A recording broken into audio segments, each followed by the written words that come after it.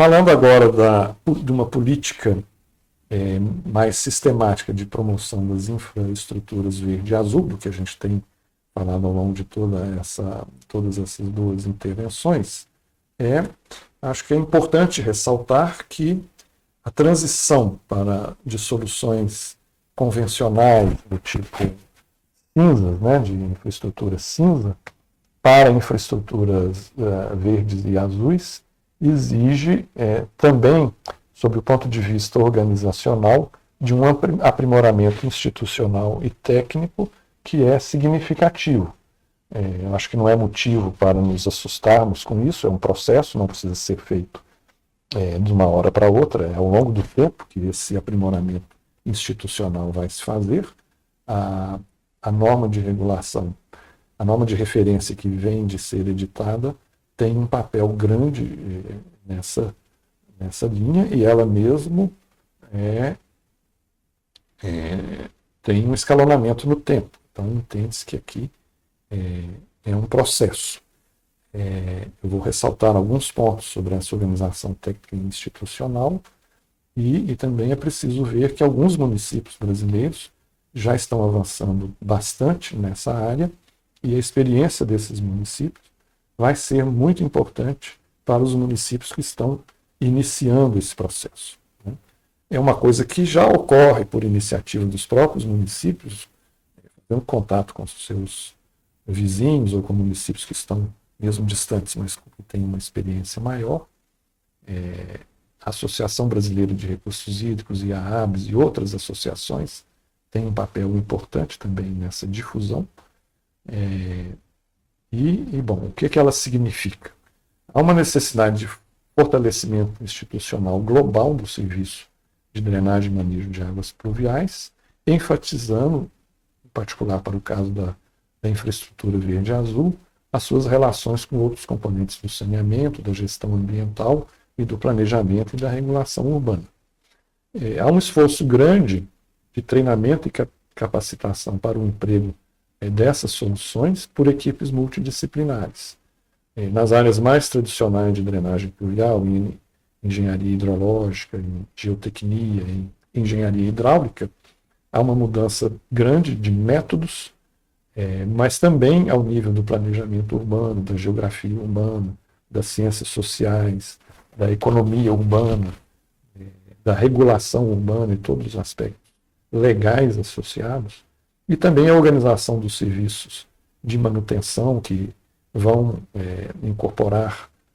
outras áreas, por exemplo, uma interface grande com resíduos sólidos, com parques e jardins, com toda a área de gestão ambiental dos municípios. Tudo isso passa a concorrer para o sucesso da implementação dessa infraestrutura, ou de soluções baseadas na natureza, de infraestruturas verde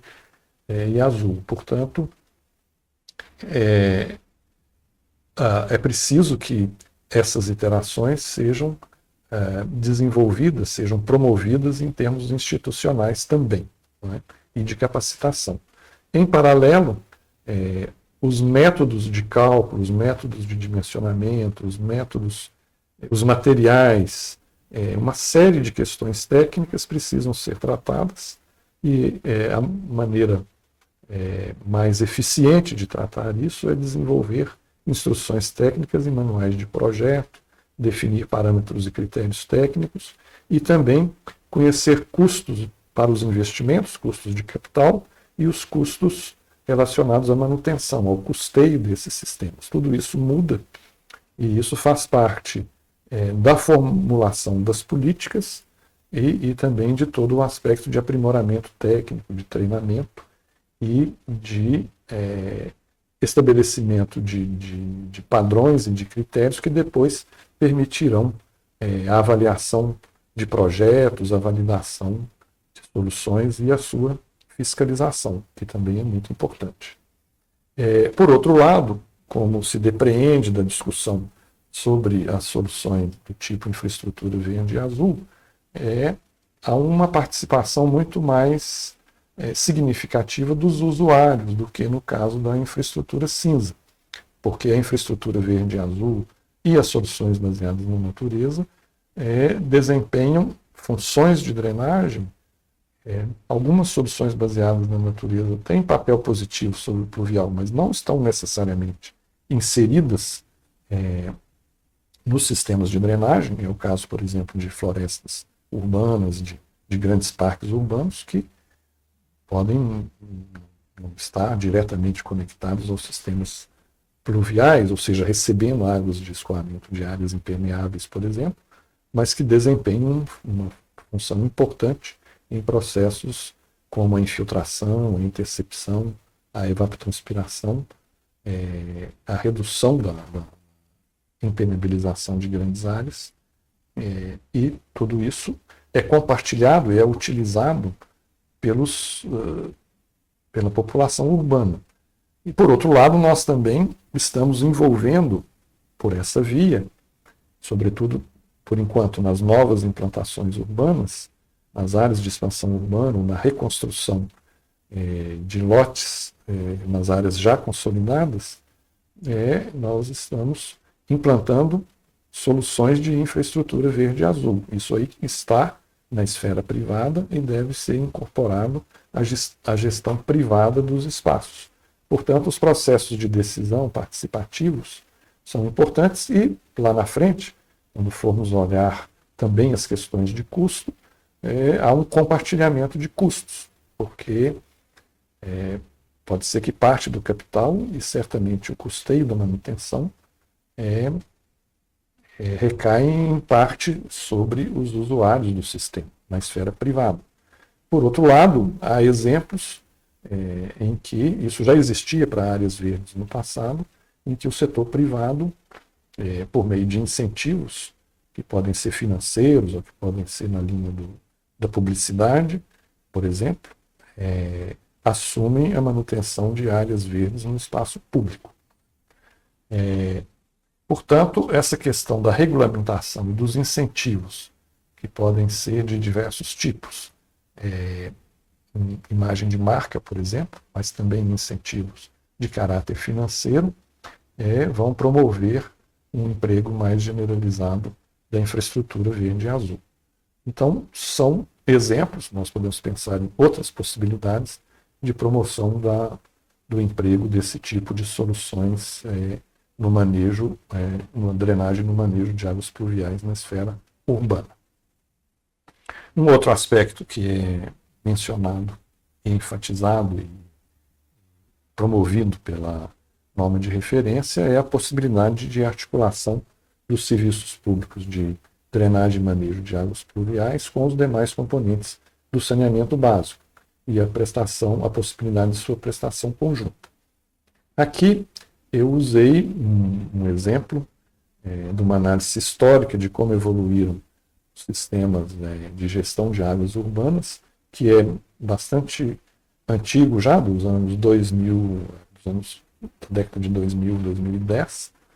É um trabalho que foi publicado por uma equipe australiana, sob a liderança da professora Brown, e que recupera historicamente esses objetivos de gestão que vão desde o objetivo de abastecimento de água potável,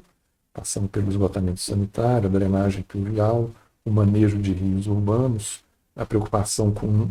reduzir ou não afetar o ciclo hidrológico urbano, e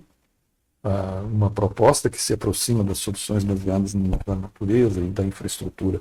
verde e azul, que é o urbanismo sensível à água, uma denominação que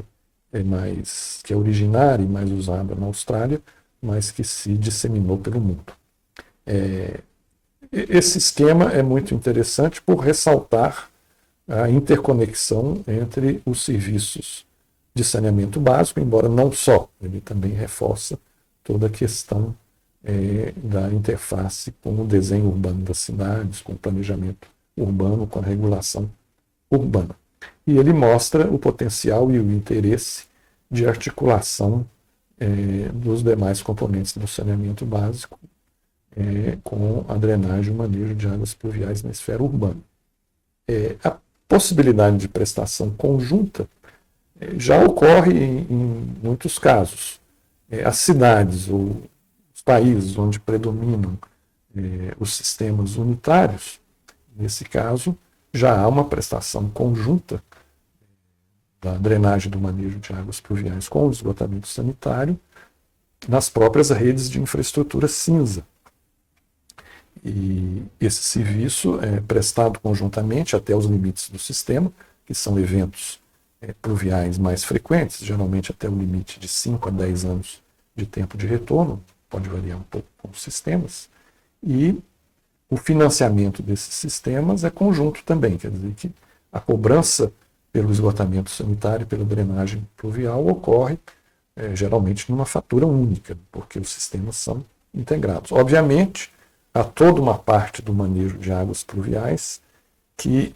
extrapola a capacidade dos sistemas unitários e que é feito mais sob a responsabilidade do controle de inundações e do controle de poluição na esfera pluvial. É quando o sistema unitário extravasa para parte do sistema de controle de poluição, por exemplo, uma bacia de retenção e, eventualmente, dependendo do arranjo estrutural, das soluções adotadas, ele pode ser drenado diretamente para meios receptores, o que tem sido cada vez menos aceito, ou pelo menos se procura controlar fortemente isso, em razão dos impactos de qualidade de água, de poluição sobre os meios receptores. Existe também, mesmo no Brasil, a prestação conjunta, sobretudo quando os sistemas são os serviços de saneamento básico são feitos pela administração direta dos municípios. Mas não é um caso muito frequente e há um potencial muito grande para a prestação conjunta, que deve ser avaliada cuidadosamente, justamente porque há as contaminações cruzadas. Então, a gente espera que esses sistemas sejam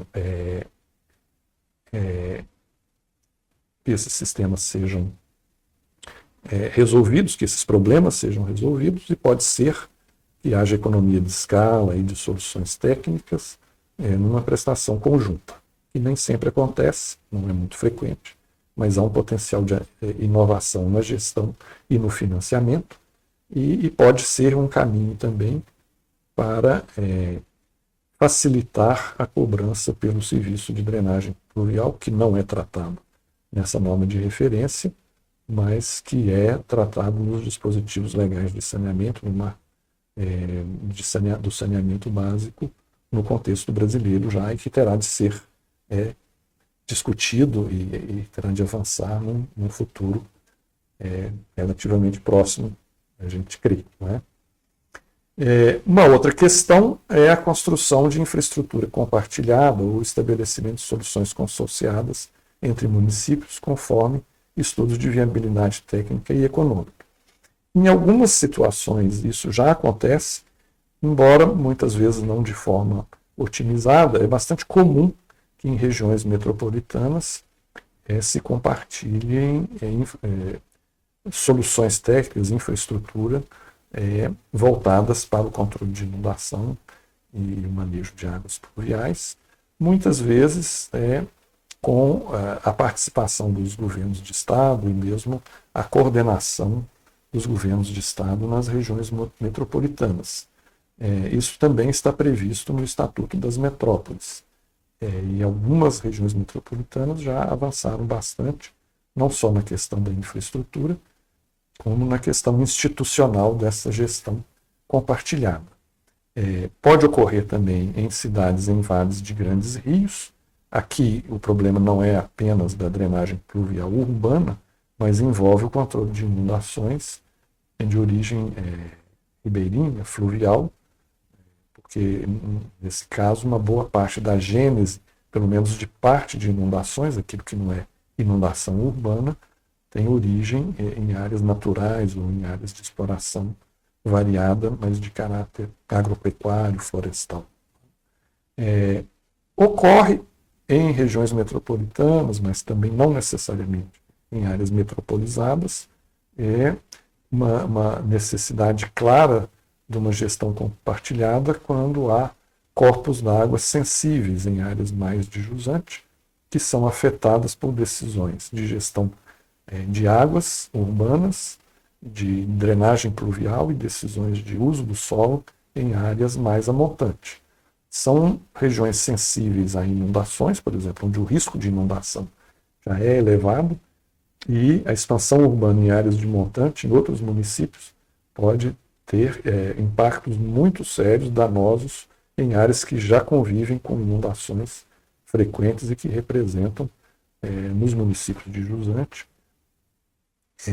perdas significativas em termos econômicos e mesmo casos de mortes por inundação. Alguns casos são também de qualidade de água, por exemplo, em lagos urbanos, em áreas de praias, em baías, na orla, que comprometem outros usos dessas águas, inclusive a possibilidade de se banhar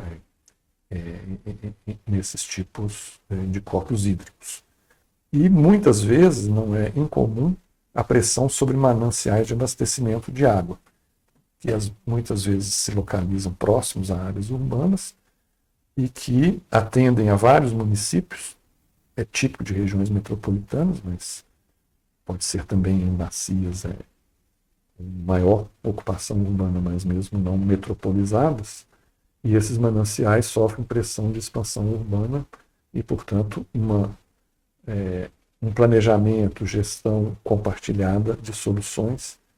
pode ser e geralmente é requerido. Há vários exemplos. Pode-se pensar, por exemplo, em parques lineares que abrangem mais de um município, numa linha de infraestrutura verde e azul, em que se desempenham aí várias funções com esses parques, inclusive a absorção de cheias, que de outra maneira, se a ocupação fosse por sistemas viários, como avenidas de fundos de vale e uma densificação urbana, gerariam prejuízos muito mais graves do que a eventual inundação de um parque urbano. Muitas vezes, bacias de detenção, por exemplo, de solução, elas são implantadas em bacias sensíveis a inundações em vários municípios, ou seja, na escala da bacia, envolvendo mais de um município, essas soluções são também compartilhadas e consorciadas. Pode-se também pensar na mesma linha, não só em estruturas mais pontuais de fundo de vale, mas no controle na fonte de maneira integrada entre municípios vizinhos. E na linha de soluções não estruturais, e isso já existe em algumas bacias brasileiras, um sistema de monitoramento, previsão e alerta compartilhado que envolve vários municípios. Isso sempre envolve o concurso dos organismos de bacia e das instituições nacionais que fazem monitoramento e previsão e alerta, quer dizer, do Sistema Nacional de Gestão de Risco de Inundações. E, finalmente,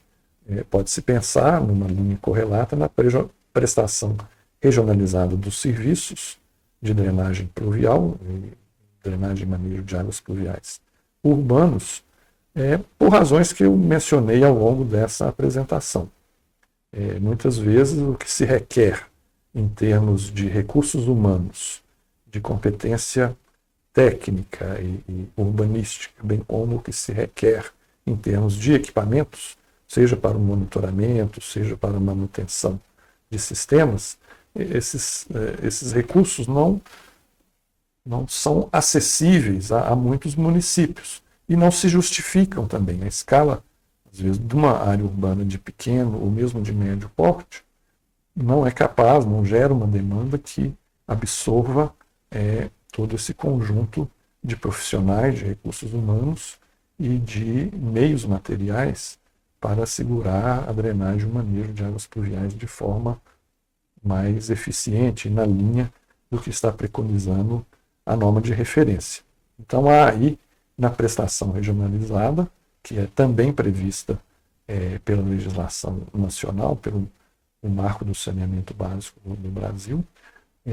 a prestação regionalizada pode proporcionar ganhos de escala, garantir a expansão e a viabilidade técnica, social, ambiental e econômica financeira dos serviços e potencialmente abrangendo municípios de uma mesma bacia hidrográfica,